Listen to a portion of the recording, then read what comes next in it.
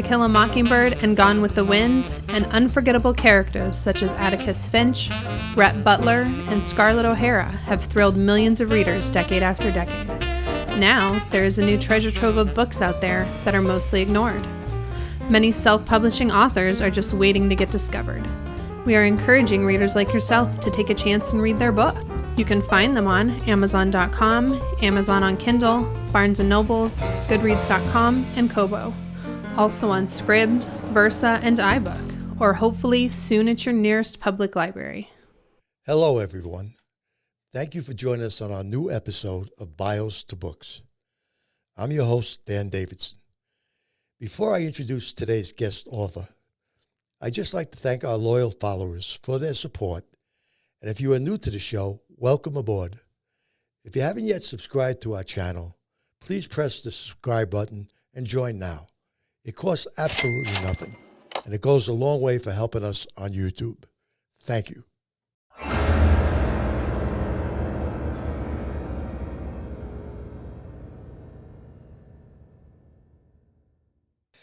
My audience might notice I have someone sitting in the second chair tonight.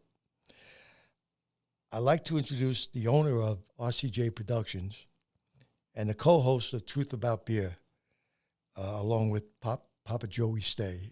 It's a show that I highly recommend you watching. So without further ado, I'll introduce Keith Davidson. Welcome to the show, Keith. Thanks for having me. Oh, you're welcome. Appreciate it. As I mentioned before, you're already a co-host to a show, so you know what this is all about. Yep. And you just chime in anytime you feel comfortable with chiming in. So the particular guest we have today, I'm sure you're going to have questions for. So without slowing down anymore, I'm very pleased to have on today's show a multi-talented man who has certainly had his share of exciting stories. His name is Joe Thompson. Joe Thompson has been involved in the paranormal world for over 30 years. He grew up in Alaska and served in the U.S. Navy for over 10 years. He currently lives in Phoenix, Arizona. He is the investigator for Desert Paranormal. He has visited 5 continents and many countries during his time in the Navy and traveling on his own. He enjoys writing short stories about paranormal activities and uses some experiences he has had in his fiction. He is also highly respected as a demonologist, something I'm certainly going to probe into a little bit today. On today's show, we will be discussing all these interesting subjects and, of course, the books he has written and published. Now I'd like to introduce today's guest author, Joe Thompson. Welcome to the show, Joe. Thanks, Dan.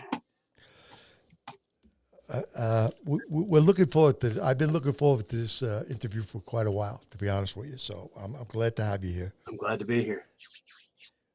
What I usually start when I do the show. I usually start the guest off with a little conversation about your background. You know, sort of like a short bio on yourself. So you know where you were born, where you were raised, things like that. I've already mentioned to the audience that you originally come from Alaska and now you live in Phoenix, Arizona. But you can take it from there and go wherever you want with it. I claim Alaska. We were there for a long time, but I was actually born in New Jersey, of all places. And my dad, my dad was stationed there, so he was at Fort Monmouth, and I was born there. And then we traveled all over. I was an Army brat, so we went everywhere. Hawaii. While Dad was in Nam, we were in Hawaii, and then sort of moved around from there. Went finally when he got out, we moved to Las Vegas. He worked at the telephone company there, and I was in second grade, so I didn't work anywhere.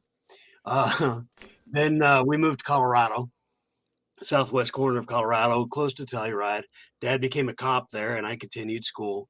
And then we moved to Florida for just a very short period of time, and then up to Alaska, and started there. Became a radio DJ in my sophomore year at the local radio station. Worked at the canneries as much as I could, made as much money as I could. That was kind of fun. And then joined the Navy. Went up to Fairbanks to go to college, and that didn't work out terribly well for me. So I joined the Navy, took off. My first duty station was Gaeta, Italy, on board the flagship, the USS Belknap, CG-26. Spent 3 years there. Went to Fleet Training Center in Norfolk, Virginia. Spent 3 years there. And then went to USS Arleigh Burke, first of its class, DDG-51, out of Norfolk, Virginia, and did 2 more 6-month Mediterranean cruises while I was there. So that was pretty awesome. Then got out, started working different jobs for the government, different as contractor. Did some contracting jobs all the way through, and finally worked out to be a government employee at what used to be U.S. Customs, or Customs and Border Protection. Now, after my dad passed, I'm taking care of my dad here, or taking care of my mom here in Phoenix. So with that, I'm doing less stressful work. I'm working as staff in at a online learning academy where we have kids in building and kids online, and it's absolutely fantastic. I love it. Wow, that's great. Well, you certainly had a rounded out life experience. I can tell you that. I mean, that's an education in itself, just to travel and seeing all those different places, and not to mention the things you saw in the Navy. I would say you've pretty much had a great education. So far, yes. Still have time to go, though. Oh, absolutely. Sure. It's never over. No. So, yeah, that's right. When did you first get interested in paranormal? Well, I was interested at a very, very young age. I used to go when we were in Colorado, and I was in 2nd, 3rd grade, things like that. I would cross the street to my grandma's house, and we'd make lunch, and then we'd sit back and we'd talk. And one of the things we talked about a lot was ghosts, just because she found out I was interested, and off we went. So we started talking about that. I've always been interested, but I've never really done anything but reading and a little bit of research here and there, but not a whole lot of anything going on. And one day while I was in Italy, I didn't do much investigations or anything while I was in the Navy because, except when I was off duty and things like that, didn't talk about it very much. Right. People start thinking you're crazy, and security clearance and things like that tend to go away. So you kind of keep it quiet. But my first actual equipment and out in a place investigation was in a place just north of Gaeta, Italy, where I was stationed in Gaeta, a little bit north of there with my neighbor. My neighbor was a person we were down. I used to smoke, and we were downstairs smoking a cigarette. And I said, "Do you think that building over there is haunted?" And he goes, "Oh, you like ghosts, do you?" Well, so we wound up talking, and we wound up taking our old cassette recorders and our cameras and stuff to this place north of Gaeta, and got in and started investigating there. And it was kind of interesting. I don't know that we got any activity. I don't know that we got anything. I was just excited to be doing an investigation. So it was kind of, okay, my first one was, okay, when's my next one? That kind of thing. Right. So, yeah, it was a lot of fun. And then years go by, and, investigating as often as I can in Virginia. And then any place I went, when I traveled to Puerto Rico, the guys down there at our sister site knew that I was into ghosts, and they would try to find places for me to go investigate, and I take them with me. We'd go and have a good time, and I've been all over the place doing this. Lived in California for 23 years because of my job. It's the only one like in the world, so I really enjoyed that. And then moved over here to Phoenix after Dad died, and to take care of Mom. My brother's lives right down the road, so she's got support here. So that makes it kind of nice. Sure. Now, I mentioned in the intro that you always went into other areas of the paranormal. For instance, correct. You're a demonologist. Yeah, is that correct? It's kind of correct. I don't call myself a demonologist because I don't think I know enough. But I do work in the field, and I do a lot of that same stuff that they would. I'm still learning. Okay. And I mean, it's fine. I just don't call myself that just because I'm still learning and I don't know enough. Understood. I just don't think I could get out there and, smite a demon or something like that because it's not to do it. But I do investigations for the Advent International Order of Exorcists, used to be with Bishop Ron Fales' group out of Right. California, Order of Exorcists, Sacred Order of St. Michael. So we did a lot of work with him. And when I came out here, Bishop Vale has retired. So I joined up with Bishop Cloud, Archbishop Cloud, and we're doing a lot of work out here in the rest of the country, looking Right. for issues and yeah, I'm gathering evidence for exorcisms and what needs to be done. Wow, that sounds interesting. Really, It sounds is a a little lot bit scary. of it can be Yeah, can yeah. be. I know Keith probably got some questions for you when it comes to the demonology stuff. Well, I'm always fascinated because, doing what we do, investigations and meeting different groups of people, you always get different definitions of demons. You Right. know what I mean? There's some people that say there's no such thing as demons, just bad spirits, So I guess my question to you would be, since you are, I'll call you, is it okay to call you a student of demonology then? Sure. Would that be? That's perfect. So, in what you're learning, I mean, what would your definition of a demon be? Honestly, I mean, Well, a demon. Okay, first off, let me tell you, I work with a number of people that are Catholics. okay, I'm not Catholic. So I have a completely different view on what they do. I wasn't raised Catholic. In fact, I wasn't raised terribly religious. okay, It was there. It just wasn't, it wasn't part of my life, a lot of my life anyway. So I get involved with a bunch of people who are Catholics who've been raised in the church and they know all of this stuff. I don't know when to stand up and sit down and all that. I have no idea. right, So, which is fine. But I, to me, a demon is extremely rare. I know they exist. I've run across 3 cases that were demonic, one being a possession. I feel it's a possession. The other 2 were infestations, causing trouble, getting, a lot of bad stuff happening to the family and the people involved. But there's 3 that I've run across in all these years that I've been working with the paranormal okay, that I would be considered demonic. The rest of them that, I'll get a call when somebody says, I've got a demon in my house. Can you come and look? Of course, I'm going to treat it as a demonic case because you never right, know. It very well may be. And so you go in and you're very careful about what you're doing and you go in and do the proper investigations, talk to the people, and then decide, in my mind, is that demonic or is it a ghost?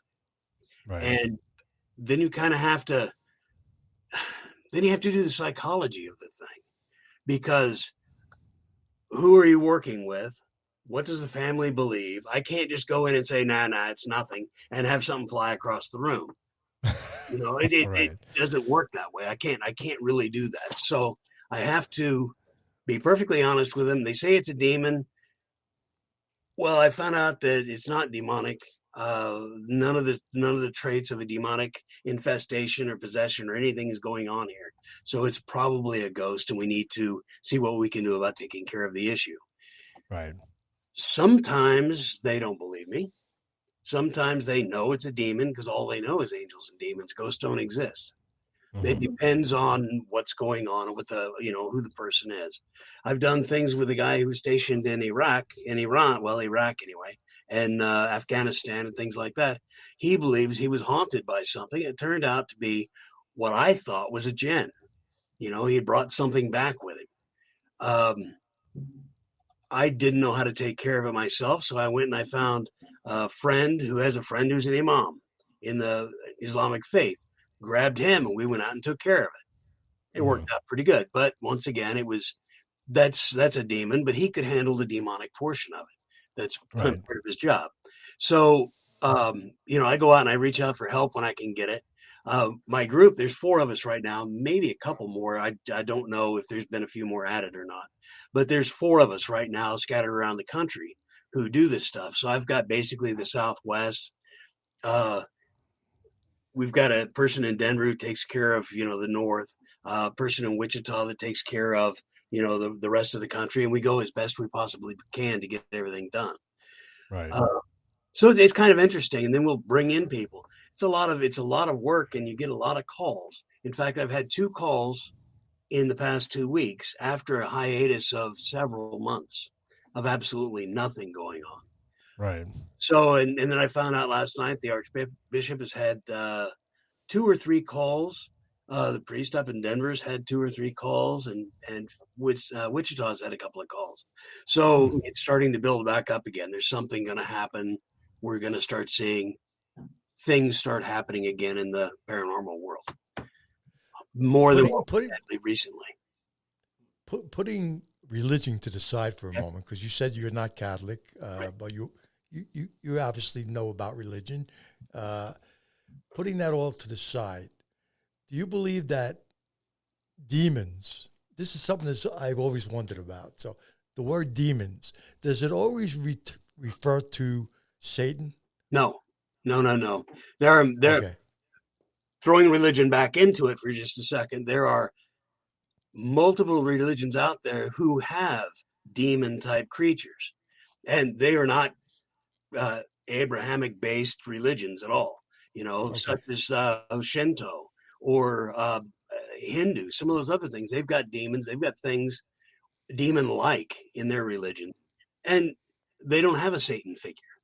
A lot of these don't have a Satan figure. That is a Christian Abrahamic religion type thing. Right. So there's so many different religions out there that have so many different interpretations of what a demon is. So yes, being a Christian myself, I sit back and say, okay, this is how I view them, but I have to keep an open mind that there are other people that view demons differently than I do, or that my neighbor does, et cetera, et cetera.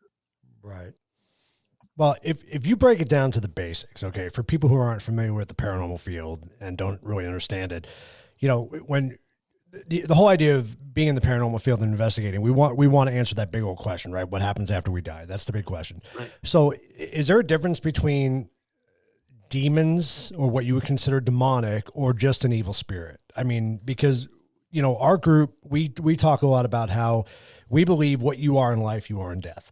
Correct. So if you're a piece of crap in life, you're going to be a piece of crap in death. So if somebody's just inherently evil in life, that's how they're going to be after they die. So would those types of people be considered demonic, or is it a whole separate I think it's a whole separate thing. Okay. Demonic is a non-living entity. Okay. Has never really been alive. At least that's how I understand it. Demons have never been human. They've never been alive in the sense we know it. They're entities, fallen angels, spawn of something like that. However you're raised to think of it. The evil spirit or the bad spirit is exactly as you said. If you're a jerk in life, you're going to be a jerk in death. And sometimes you just have to, if you want to communicate with these people, sometimes you have to say, hey, listen to me. I'm trying to talk to you. Get over it, or something like that. And because they were a jerk in life and still in death, sometimes you have to say, dude, we're trying to talk to you here. Calm down, relax. Run across a lot of them like that, where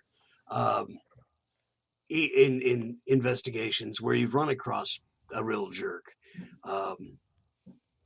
There's nothing you can do except put up with it, or try to trick them into talking to you, to get them angry enough to do something so you can prove that they're there, something along those lines. And I really don't like baiting the ghosts at all, but sometimes you have to. I don't do it very often, but it's never with nice people. It's never with, children ghosts. It's never with anything. It's with jerks. Right. So I don't want to get too far, because I know you want to talk about the book and everything, but I do have one more question. So in your explanation of demons, and at that point, so there's never any, so demons are technically, could be thousands and millions of years old. I mean, they're that old. Are there ever any new demons, or they just kind of recycle and take on forms of different, I've never really thought about it. I just know the demons that I've run across, the 3 of them were there, and I don't know if they were different, if they were any different than the last one I worked with. I had a heart attack back in June of 2016, and my heart basically basically died at that point. I went down to 10% efficiency, and it was pretty bad. So for the next month, I'm shuffling around trying to figure out what's gone wrong. And I have another heart attack in July. Wow. And Widowmaker, the whole 9 yards, and supposedly I was supposed to have died. And I did several times between where I was at work to the first hospital they took me to, and then over life flight across the mountain to Loma Linda over in California. So they put me there, and the first hospital didn't know if they could help me at all. So they sent me to Loma Linda, which has a great heart unit. Fantastic heart unit. And I wound up getting a heart transplant in November. Oh, wow. Yeah, all the way through. So there were several times when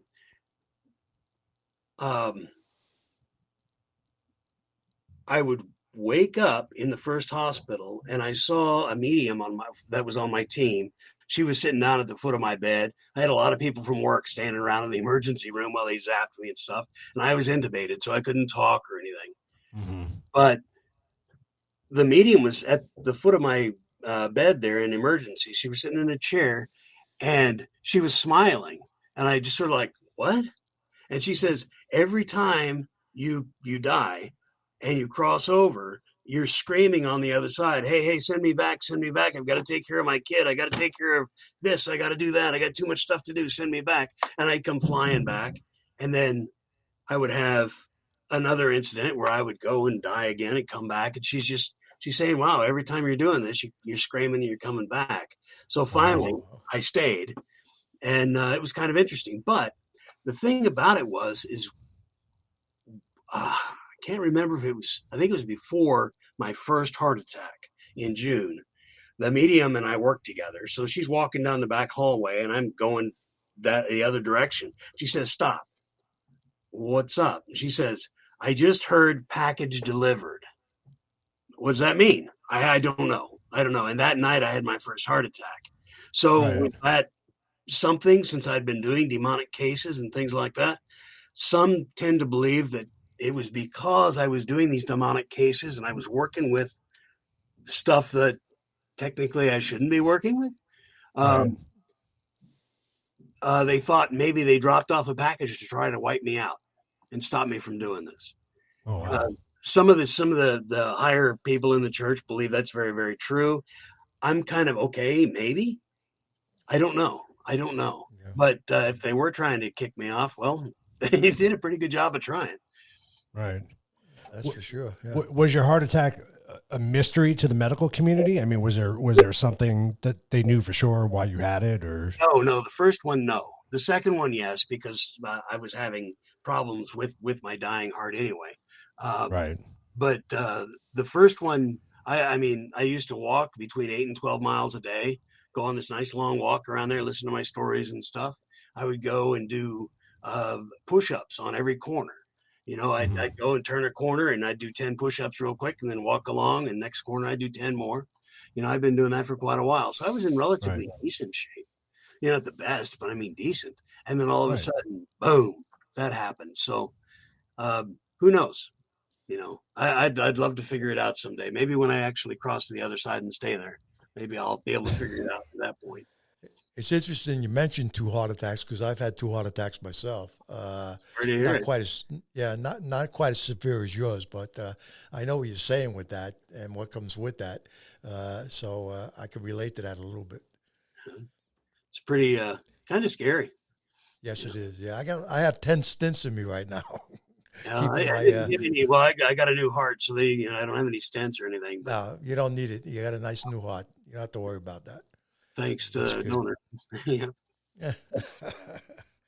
But I want to get into your books a little bit. Okay. Of course, that's the purpose of the show. Before we talk about your first book a little bit, when and what got you really interested in writing a book? Back when I was in the Navy on my first ship, 86 to 89 time frame, December of 86 to December 89, I kept having a dream about a story, and I thought it was kind of cool. It was this this fantasy story with elves and gnomes and all that kind of stuff, and big battles going on. And so I decided I was going to sit back and write that thing.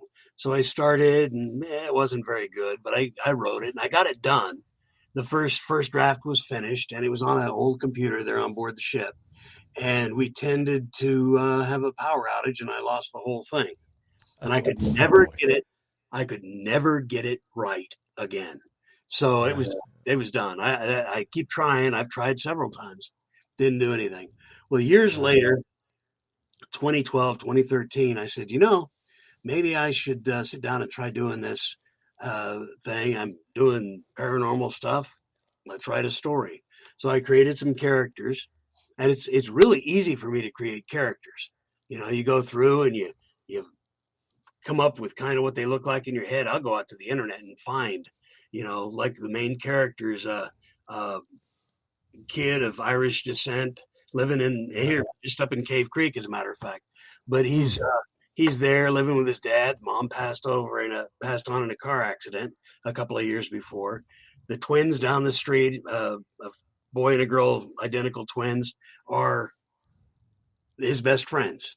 Things like that. So I'm picturing these people. I go out to the internet, put in a description of who I'm looking for, 16, 17-year-old, and I can come up with a picture. Then I start figuring out what's their style, what they like, what kind of sports do they like, all this, and write it all down in this mind gathering software that I've got, idea gathering software. So I put it all in, and I could do that. And then when it comes to having the characters move or adding life to them, they all walk the same. They all talk the same. They all, well, not talk the same, but they move the same. Right. So I've been going out and I watch people, and I take notes and see how people move, how they gesture, how they do things. And I'll add that stuff to some of my characters to bring them life. Like my son's half-brother, my son's adopted, and his half-brother used to, when it was really hot, he used to pick up his t-shirt like this and shake it. Well, I've added that to one of my characters just because I thought it was funny.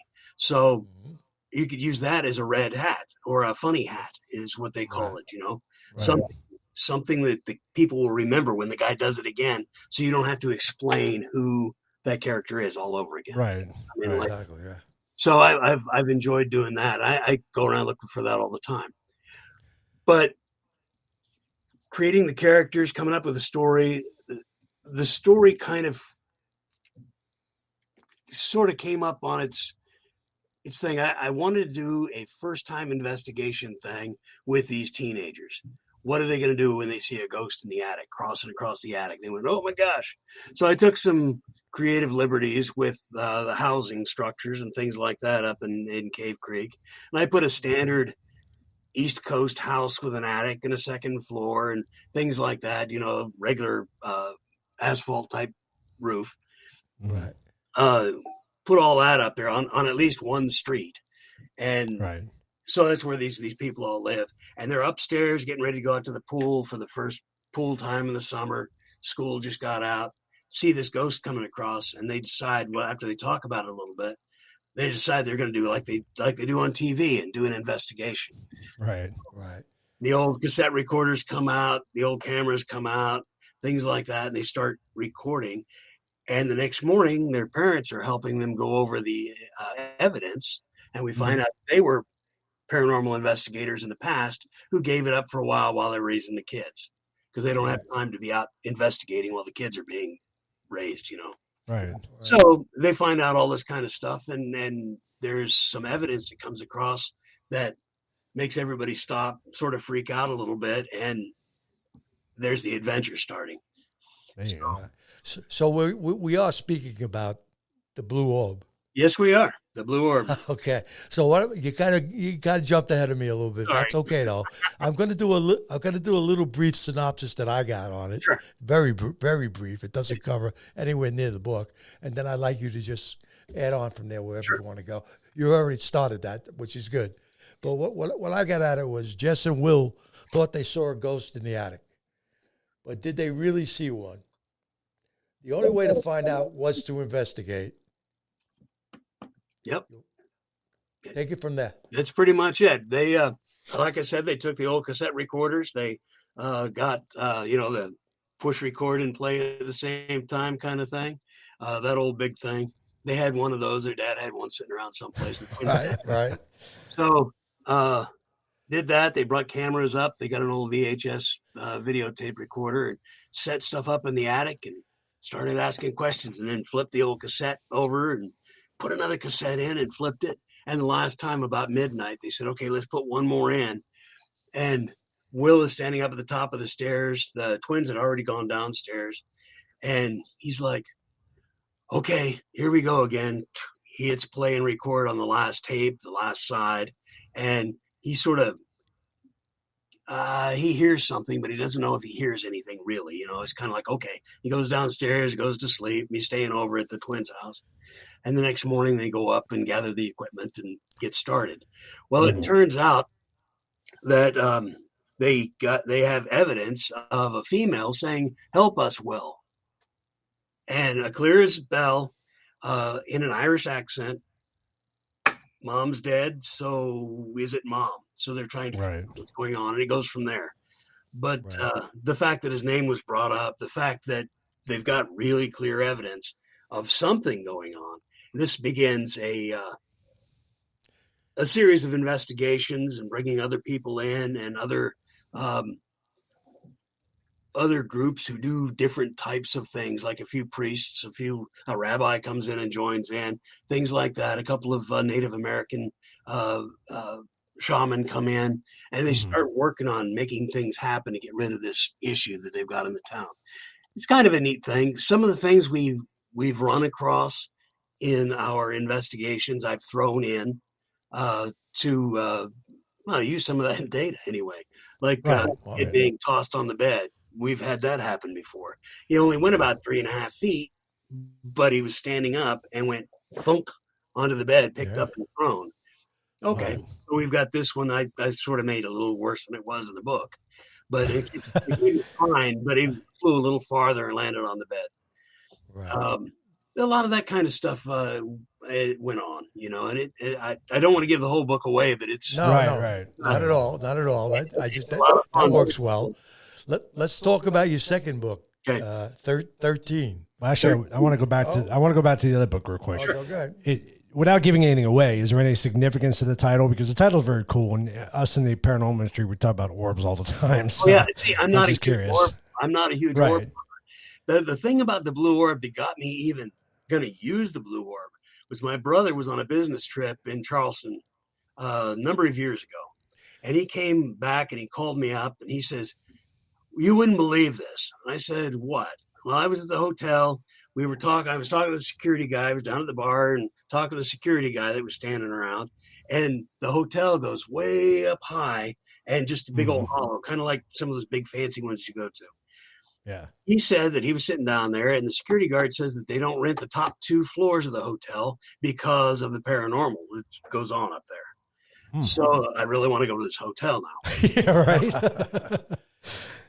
They're looking up, and my brother thinks he sees somebody's head pop over the railing on like the top floor. Look like this, a dark shadow, and it pops and it goes back again. So he's like, "Oh," and the security guy goes, "Yep, that's what we see all the time." So that was kind of cool. So when he gets back to his hotel room, he walks in, opens the door, and right above his bed, there's a big shining blue orb floating above the bed. Oh, and as he walks in, he goes, "Holy criminy, what is that thing?" He didn't say those words exactly, but something close. And he gets in there, and that orb just sort of like bobbles a little bit and flies right up through the ceiling. So with that was my inspiration for the blue orb that shows up in here. But there's a real reason for the orb being there. But you'll find out when you read the book. Very cool. Absolutely. Yep. All right, so let's move on to 13, as I mentioned. I'm going to do a quick read, a synopsis on that too, and then you certainly can add to that.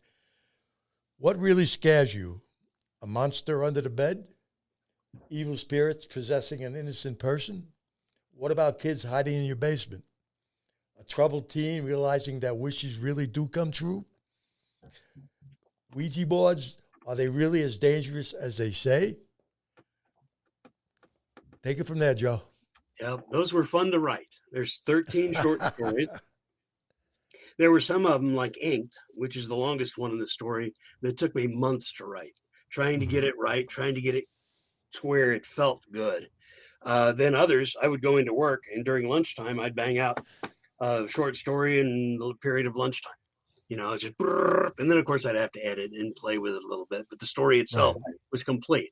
I've got about 60 more short stories sitting here. I'll probably be putting out another 13 Tales of the Paranormal, or 13 more Tales of the Paranormal, or something like that. Go back and come up with another bunch. But all sorts of different things. The monster under the bed, of course, you have to have that. It's a proverbial. Oh, absolutely. You gotta have it. But that one's kind of funny in a gruesome sort of way. There's one about there's one in there in the story about the fairies over in England, how they have the summer court and the winter court.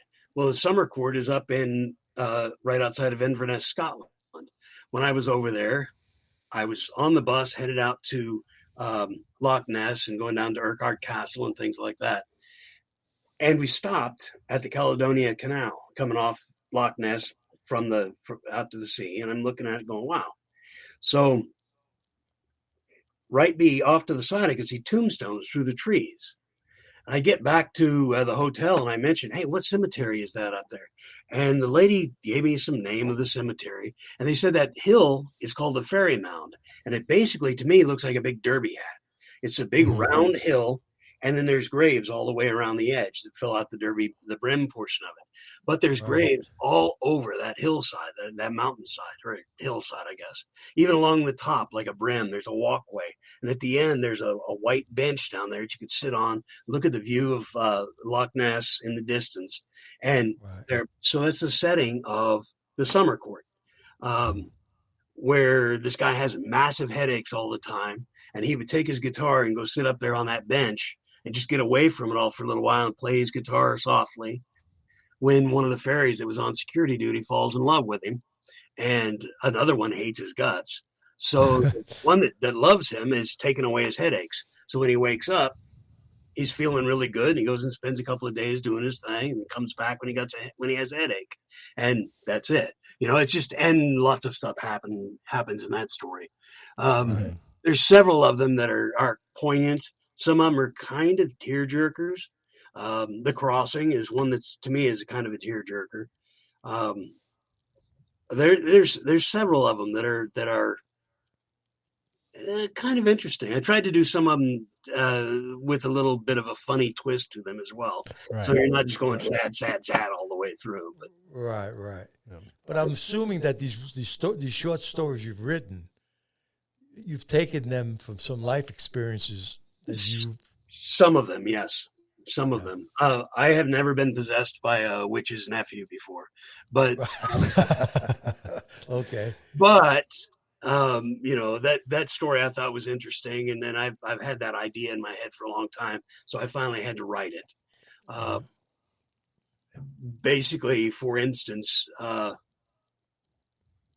there's a ritual that happens upstairs in this place, and there's a tattoo parlor right below. The guy is up there, goes through this witch ritual. He gets suicided by a cop, and because he was being an idiot, and his blood with his aunt's soul and spirit and his soul and spirit drips down through the floor, through the floorboards, through the ceiling, and into the ink that is sitting right there. So the tincture that's being used for the tattoos. So this kid comes in a couple of days later and starts working on a full back tattoo, wings and everything. And pretty soon he starts hearing voices in his head. Oh, wow. These people arguing back and forth and things like that. So here it starts. And he has to figure out how to get rid of it. Huh. You have quite an imagination, Joe. I can tell you that. I mean, I write mostly historical fiction, so I base a lot of my stories on history, even though they're fiction. But I can see you going quite the distance on your imagination. That's really good. I try to. Yeah. For instance, the next story, the one that I'm working on right now, It's called The Perfect Family. I dreamed this book. It was about 5 years ago. I woke up 2 or 3 o'clock in the morning and said, "Oh my God!" It started writing, just Wow. writing notes, everything that I could remember, Yep. and I couldn't remember the end. And Oh boy. there's a couple of different things that I know would work, and I'll use one of them. I've got two endings for it right now, and I just don't know which one I'm going to use. Right. Excuse me. So we'll see what happens. But I got to a point in writing The Perfect Family where Richard's having a very bad life. You know, in the beginning, it starts off beautifully. He's with his grandmother most of the time. His parents are off working and things. When she passes, her parents come, they inherit this beautiful Victorian house, and they start meeting bad people. They get them hooked on the cocaine. They get them hooked on the heroin, and they're chasing the dragon, that kind of stuff, going crazy with all this. And they're beating Richard a lot. They're doing, sold everything in the house to pay for their habit. And the poor kid's just, trying to live. Yeah. Right. So it's a pretty sad life for him, but he tries real hard. He's good in school. He's trying to do what he needs to do, but he's picked on by the bullies, et cetera, et cetera. Well, I got all the way up to where he's got a lot of his problems fixed. Things are doing well. He's able to keep the house. He's a senior in high school. Everybody's helping him do this. So they gave him a computer to work on at home to finish his stuff while he gets a job. And then everything ends because everything's taken care of. And I'm like, well, wait a minute. I still have a whole story to tell here. Right. This is just the setup. So I'm trying to figure out, and I've got it now, but there for the longest time, I sat there trying to figure out how to continue because the story in my mind is done. I didn't do all the stuff I want to do later on. Right. What happens, but I didn't want to do any of that, or I wanted to, but I couldn't figure out a way to get there. So I said, okay, into part one, part two. I'm going to start starting it about 3 or 4 months later. The original part took place in fall of his senior year. We'll come back in the spring of his senior year. So we're good there. And then I couldn't really figure out how to take off once I got going. So I started at the end of the book. I wrote the two endings, and I'm working backwards with that. Okay. Because it happens sometimes. Yeah, I couldn't figure out how to get from where I was to where I wanted to go from that topic. Right. So it was kind of crazy. And it took me a long time to figure out how to get there. So now I'm on a roll again. Things are running. I'm hoping to be done September, October, maybe. Okay. At least to the editor. September, October. So that'll be your next release will be that series then, the part one and part two. It's part one, part two. It's all in the same book. Okay. So it's kind of like right in the middle. They split it up sometimes. Yeah. So that'll be it. I may put out a short story book between now and then, since they're already written. I just go through, clean them up, and figure out an order and put them out. That way, I got to compliment your cover for 13 because I sit here looking at it. I'll put it up on the screen. But I'm actually mesmerized by that cover. I don't know if you designed it or what, but it's really cool. Very cool. I had a guy, in fact, one of our ladies at my last job, her brother is a graphics artist. And could you say that again? I had the idea, silly watch. I had the idea of what I wanted it to look like. I wanted it to look like an old leather-bound, black leather, like a Bible, an old Bible with a tatty gold lettering and stuff like that on it. And I think we accomplished it. I think it looks really good. Daniel did a great job on that book. He also designed the cover for Blue Orb. Oh, which is also there's just something about 13 that just actually when I first saw it, it actually gave me chills. Awesome. That's what we were going for. Yeah, it was very cool. Very cool. Yeah, we really enjoyed the collaboration working on that. In fact, like the Blue Orb, I came up with a couple ideas of things, and I said, well, yeah, let's try this. And he went out and he tried 4 or 5 different things and brought them back. And I looked at him and it's just nothing struck. And he said, well, I did this one sort of on the side. What do you think? And he showed me the one that we used. Oh, that's it. That's exactly what I want right there. So that worked out really well. Yeah, they're both good, excellent covers. I don't want to jump the gun on this because I talk about that a little bit later, but I wanted to ask you this question. Sure. Are you self-published or do you have a publisher? These two are self-published. This next one, I'm in the process of looking for a publisher for. Okay. I want to try that way and try to get it going the brick and mortar route instead of the Amazon self-publishing route. I wanted to get something out.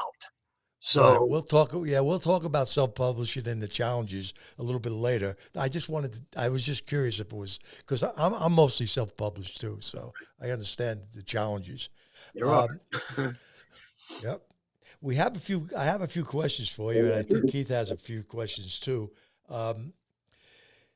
If you had to choose one paranormal investigation that won you over to the spirit world, which one would it be? I think there's been a lot of them. I think for the most interest and the most running around trying to solve issues and things would be the investigation on the demonic possession case in East LA a number of years back. It's only been 6 years now, maybe 7. Shortly before my first heart attack, anyway, a few months before my first heart attack. So that one, we went in 2 weekends. The first weekend, we did the interview with the victim, and I was working with Ron Fale at the time, Archbishop Fale, and he had 60 questions that we had to ask of the people involved. So I'm asking this beautiful 19-year-old girl, very petite little girl. I'm asking her these questions, and she's telling me, answering all the questions is fine. I get about halfway through and I get to the question, do you speak any languages that you shouldn't be able to speak? And she started hyperventilating a little bit.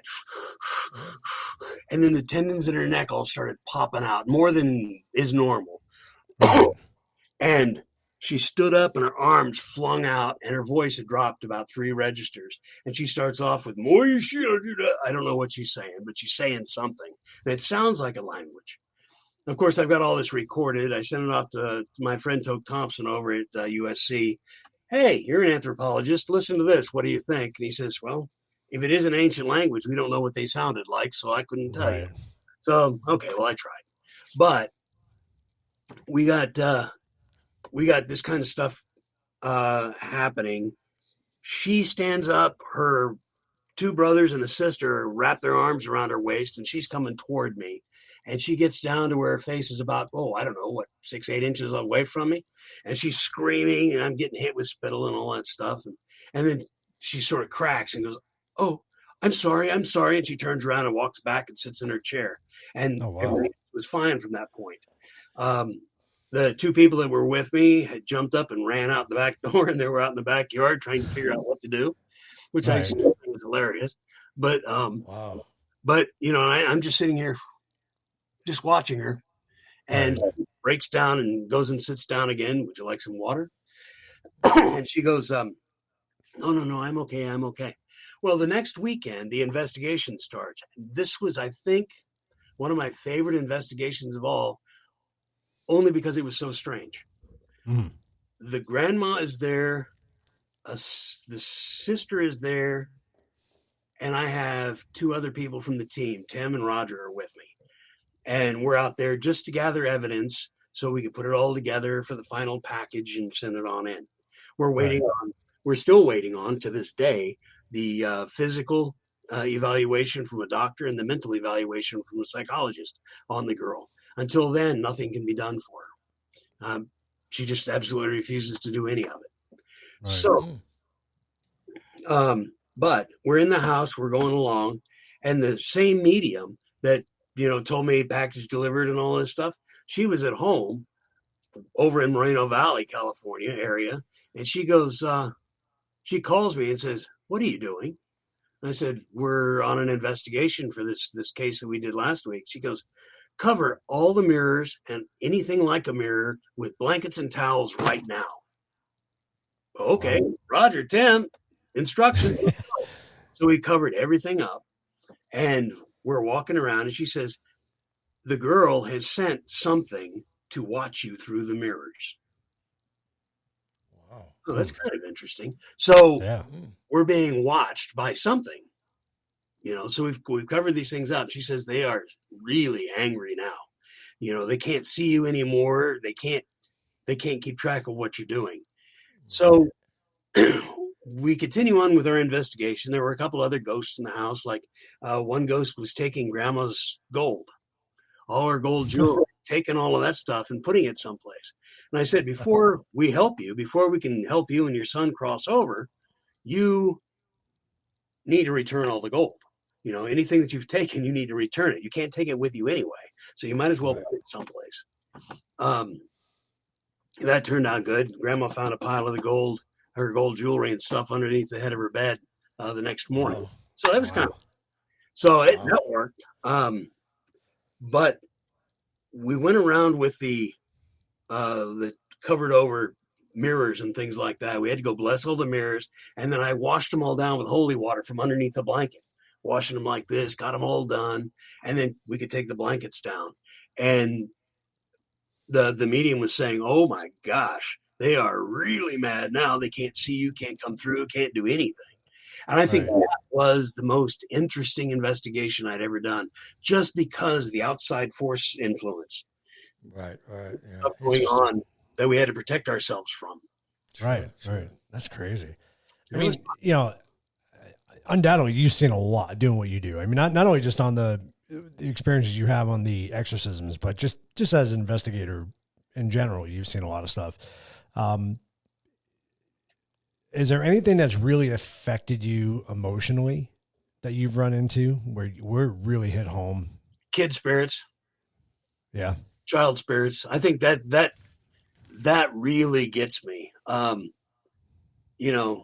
They had a whole life ahead of them, and they're not there anymore. They died because of some reason. If it was violence, I absolutely abhor that. But if it was a disease or something that nobody could have anything to do with, it's like just so sad. Yeah. But we were at the Amargosa Opera House at the hotel there a couple of years back. Tim, who's clairaudient, so he could hear what was going on, where I can only hear on occasion, and I can only see on occasion. He hears all the time.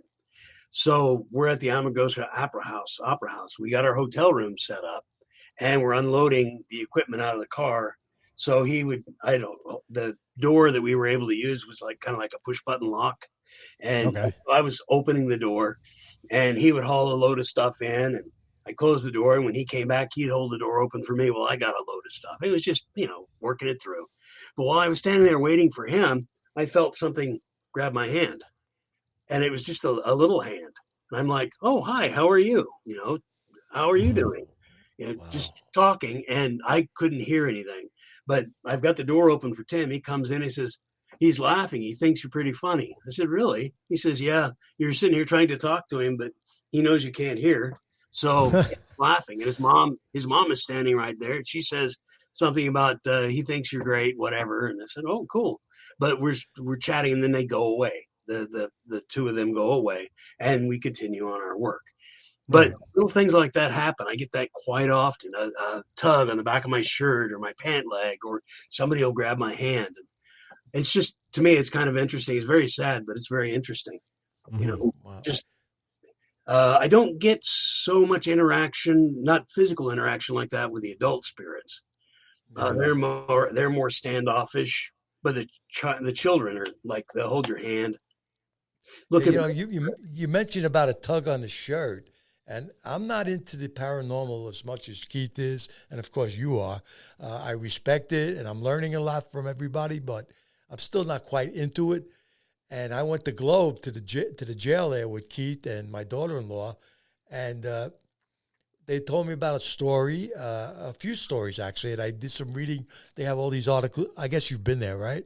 Not yet. My first time there is going to be on the 14th during the. Okay, so I'll see you there too. Definitely. But anyway, they have a lot of history on the walls, newspaper articles and stuff like that. So I was going around, and we went up to the second floor, where some of the cells were. And I'm standing there, and I'm looking out across to the other side of where the courthouse is, and I feel this tug of my shirt. And like I said, I'm not into this stuff. So I look around, and there's nobody there. So I say, wait, there's something wrong, yeah. And I didn't want to share it with anybody because I felt like I was an idiot. You know, I said, somebody will think I'm making this stuff up or I'm imagining it. So I waited until we went to dinner that night with Keith and my daughter-in-law, and I mentioned it there. I said, you know, this is what happened to me. And then they explained to me that you might have really felt the tug because that's the area where the two little girls got, seemed to be haunting more than active, any, if you want to use the word haunting more so than any other area. And it could have quite possibly been them. So I'm just, the fact that you mentioned that to me, I thought I'd mention that to you. Yeah, that's awesome. We had in my house in California, we had a 7-year-old boy that inhabited my son's room. And he would go in when my son had a friend or two over and they were playing video games. This kid would whisper in somebody's ear and go, "Can I play too?" So, Oh, boy. of course, people freak out. One of them came the first time it happened to him. He ran down. He goes, "Mr. Joe, somebody just whispered in my ear." I said, "Just give him a controller. You know, just set a controller down." And then my son had seen him plenty of times, but I used to read a lot, and I'd be sitting in my bed upstairs, just sitting on the covers, reading a book for a little while I'm waiting for laundry or something to get done. And I would feel the bed shake, and you could see the hand and knee prints coming across the bed, just enough that you could see somebody was coming. You could feel the vibrations. And he came over and just sat down next to me, and I just read out loud for a while and say, "Well, laundry's done. I got to get out of here. Thanks for coming over, Daniel." And that was pretty much it. But that was always interesting. But Zach was on my team, and he had never really seen a spirit or anything. He was one that would always go on the demonic cases as well, because he was always interested in seeing something. Right. He figured that would probably work there. So Zach came over. We were on our way up to help Archbishop Cloud in San Leandro, California, with a exorcism. So he says, "Come on up. I need some help. You know, I'm the only one here. Come on up and help." So it was a 5 or 6 hour drive, something like that. And poor Zach was sleeping on the couch downstairs, and Daniel wanted to play. So he's down there poking Zach all night. "Come on, let's go play. And Zach would wake up and go, "Daniel, I'm trying to sleep. I've got stuff to do tomorrow." And he just keep him up all night. And it was quite interesting, I thought. And from that point on, Zach never said anything, you know, like, "I've never seen a ghost." Right. Exactly. Yeah. Right, exactly. So it was pretty good. This question I'm going to ask you next, and I know Keith has a question after that. I may have asked this already earlier in the program, so forgive me if I did, but let's see where we go with it. Did you have one personal experience during these paranormal investigations that scared the bejesus out of you?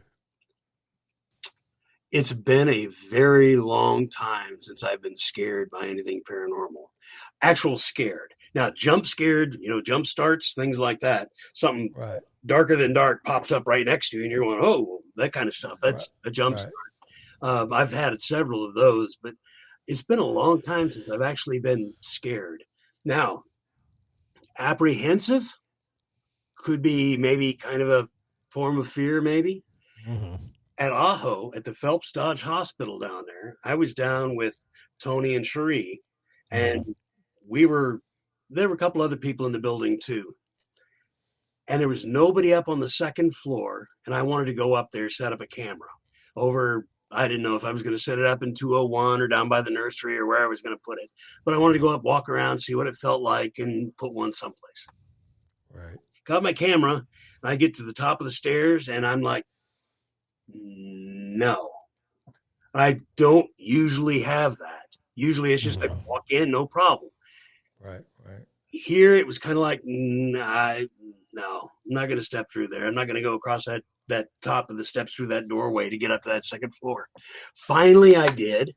You know, just let's go. And I stepped over and went in. Everything was perfectly fine. But there was a big apprehension trying to get on that second floor at that point, up there by myself.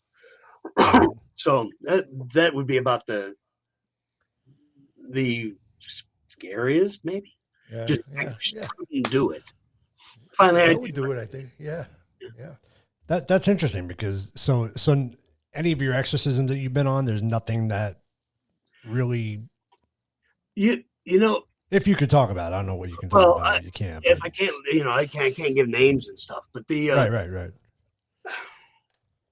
there was on one of our demonic ones, our infestation. Tim was with me, and it was an older couple who were doing EVPs all the time. They had their recorders, and they were trying to get hold of their parents and trying to get hold of their grandparents and things, who had, of course, passed long before. And they're doing EVP recordings. Mom, Dad, are you there? I'm trying to get hold of you, asking questions and stuff. And eventually, they were hearing voices in their head saying, "Hey, you don't need that recorder anymore. I'm here. I can help you. I'm your guardian angel. Let me give you a hand with all of this stuff." And that's basically where this case went. We had finished our interview, and we kind of walked around a little bit. I walked around. We're blessing the house, doing some stuff like that, sprinkling the holy water and saying some prayers around the place and blessing it. And Tim says one last time, he says, "Can I borrow your restroom?" And the guy goes, "Sure, sure, sure." He goes on in there, comes back out, and he starts helping me pick up the equipment and carry it out, the equipment that we had. And he all of a sudden collapses.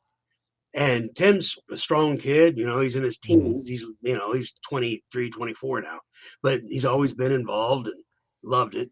But he just sort of collapses. And I said, "Dude, what's the matter?" He says, "I don't know. Whatever it is, it's got me." And okay, so we need to get you away from here. So we put him in the car and we start going down the hill. And we're about halfway down the hill, about a 10-mile distance to get into a town. We're zipping down this hill, and he says, "Okay, pull over, pull over." And he gets out, and he walks around. He just looks like he's going to vomit or something, and nothing. So I said, "Okay, get back in. Let's go." And we're going down the street, down the road, and we get onto the highway and head on back toward my house, where I know he'd be okay because my house was blessed from one end to the other and the whole nine yards. So we get to a certain turnoff, and he says, "Nope, you have to turn." So I pull off the road. There's construction going on, so there's nobody back there. And he steps out, and I swear gallons of pinkish foam start just shooting out of this kid. And he's like, just holy cow, just over and over. And it's like, have you seen it's just like pink foam just coming out of this kid. And it's over and over and over. Finally, he's done. And I said, "Are you okay?" And he goes, "Yeah, I'm better now." And he sits down, and he's just like, he hurts. He's in pain. And we make it back to my house probably 20, 25 minutes later down the road, get there, pull into the driveway. And he says, "Oh, good. That's better." And he goes inside and raises the refrigerator, so okay, you all right? Yeah, he's fine. So everything's good. But that was kind of scary, I guess, too, because I didn't know what was going on. But once we got back to my house, whatever it was, let go of him, and it hasn't attached to him since. So everything's good there. But these people, I sent off the information to the Order of Exorcists, and as far as I know, they went in and took care of it. So whatever was going on. Good. Wow, that's crazy. Yeah, that is crazy. Poor Tim talks about that to this day. Oh, I can't believe I vomited so much. I'm sure I talk about it too, yeah. So, as you know, most of the audience consists of authors and passionate readers of all genres. Many of the authors on the show are new and self-published authors. The most common questions that are asked are the following, okay? So we'll see where we go with these. Do you think self-publishing is a good way to go if you can't find an agent or a big publisher interested in your book? Yes, I think it's a great way to go. The only thing that a lot of people forget about is marketing.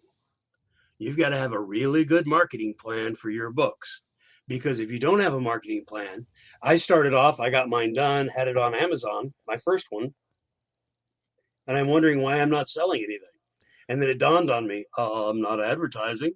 So I had to get in and start doing stuff like that. And for the first year or so, I put stuff up on Facebook and Instagram and all sorts of things like that, like you see now. I mean, I see a lot of that stuff all over the place on these. Oh, yeah. So I started doing stuff like that. I had a friend of mine make me a quick video, uh, like a commercial, a video of my book and a few things like some flames flying around and blah, blah, blah. I made it real fancy and I put that up for a little while. But without a marketing plan, you're going to go no place. You'll have your book published. It'll be there. You'll be a published author. Yeah. But you want to sell some. Right. If you want to sell a couple of them, I had to pay for my book covers. Yeah. I had to recoup that at least. So no, I'm in the same boat. And I finished. I got those covered. They're paid off, and the whole 9 yards. Good. So I'm good not. For you. Good for you. It's excellent, but you do need to do a lot of marketing. You need to sell yourself and sell your book. You don't have somebody doing it for you. Right. Exactly. Exactly. That's part of the problem.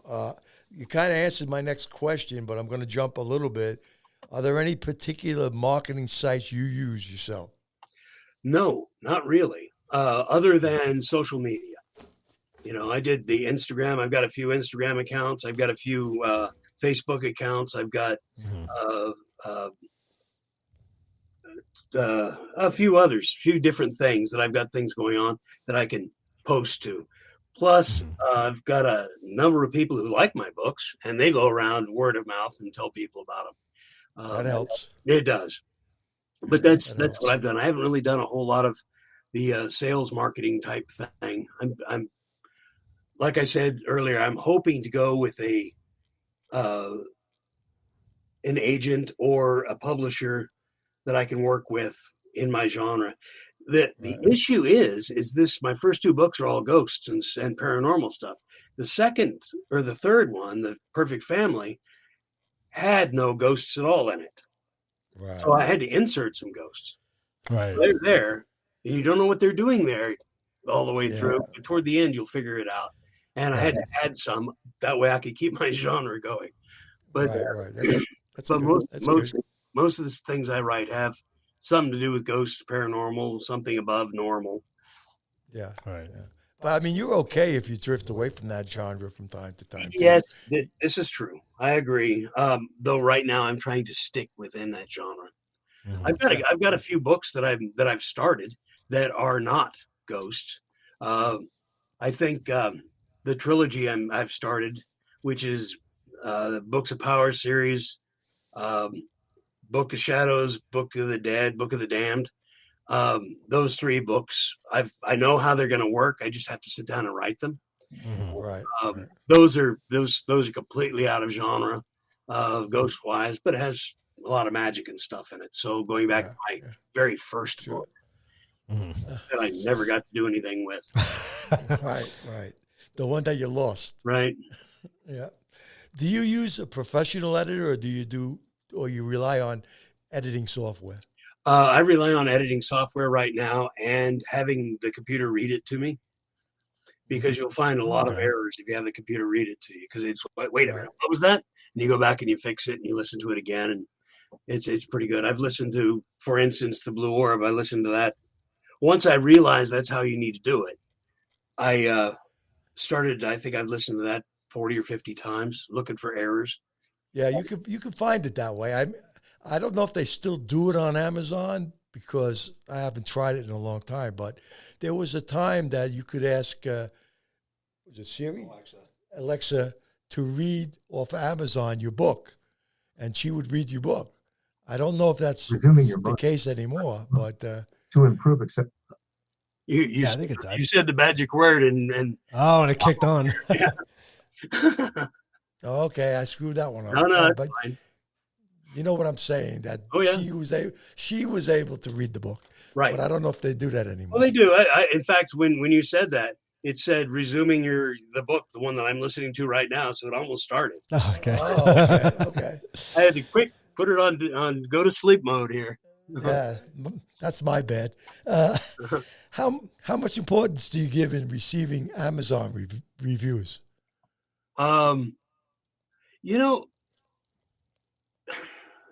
Quite a bit, actually, though the ones that I know are on there from people that I know have more import than others, because do I really know that person bought that book and read it?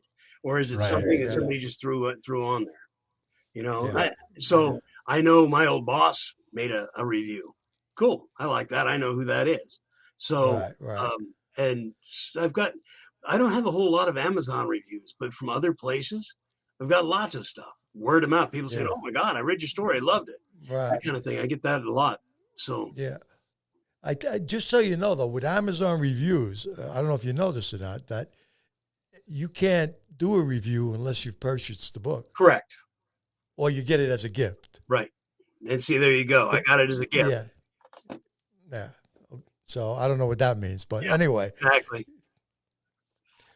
So my next question is there ever a time as an author you experience writer's block? And if so, how do you fix it? Yes, several times. And the best way to fix it is to write. I agree on it. I'm dead on this. I can't do anything with this story. So let me tell this story, or let me write a report about that investigation that we did last weekend, and try to get as much detail and as much whatever I can into it, turning that into a narrative story. Right. It kind of helps you get over the writer's block, and eventually you may be able to get back to your story that you were originally blocked on. Yeah, that's a good piece of advice. I agree with that 100%. Just keep writing. I've got bubbles in my head for every book that I've written. Yeah. So, and it sounds kind of silly, but I've got this bubble that is Richard's world in The Perfect Family, and I can reach out, grab that bubble, and I step into it, and I'm in Central Illinois, tree-lined street, high school down the road. There's the diner over here. I've got everything in there. It's slightly darker. And just because the atmosphere of the story is slightly darker, and, Right. you know, I could see the people walking around. I could see what's happening in the book. And when I'm done with it, I just step back out and shove it off this way, and I'll jump into Max's world.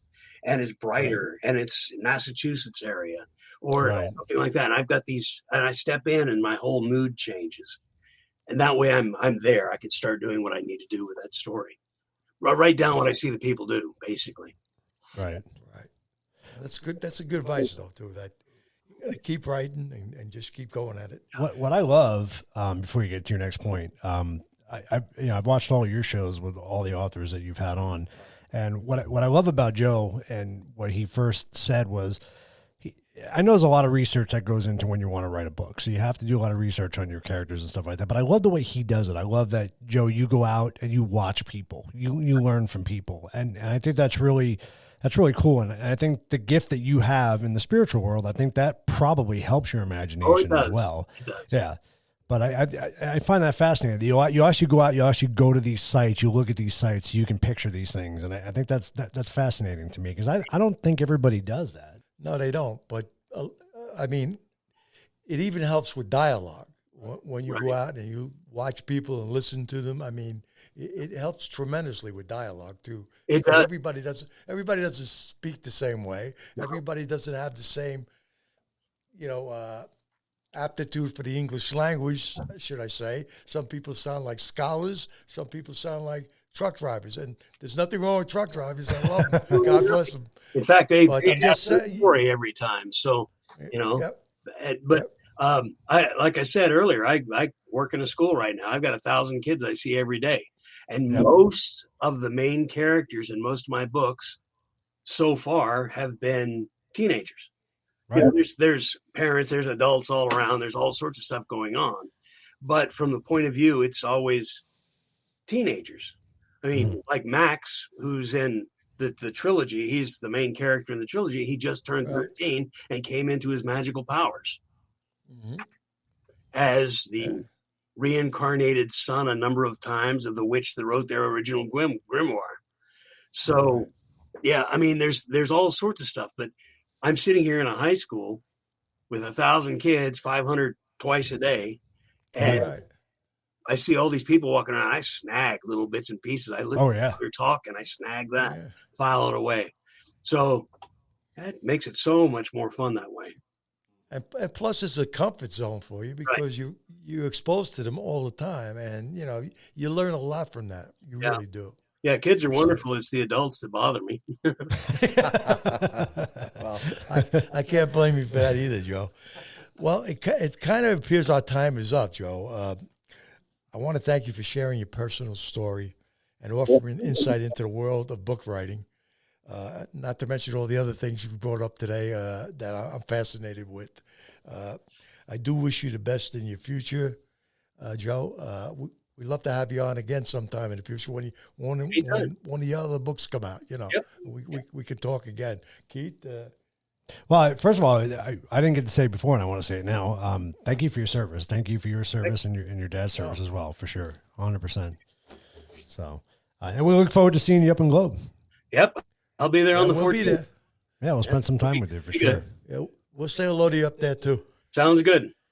Okay, Joe. Thank you so much for everything. I appreciate it. It was a great interview. Thank you. Thanks. Have Thanks a for good coming on. You too. Hello, everyone. I'm Keith Davidson, owner of RCJ Productions. We want to thank everybody for watching today's episode of Bios to Books, featuring paranormal investigator and author Joe Thompson. Be sure to check out his books on Amazon.com. Visit his social media to see where else you can find his books. If you're in the market for new books to read, check out some of these great authors and their works, many who have appeared right here on Bios to Books.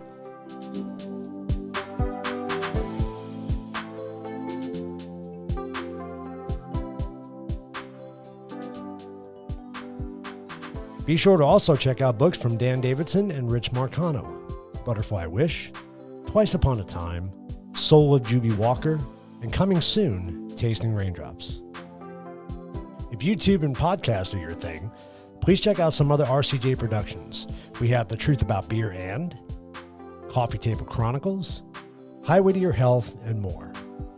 If you're interested in starting a podcast or YouTube channel, please check out RCJ Productions for all your audio, video, and production needs. Thank you for watching Bios to Books.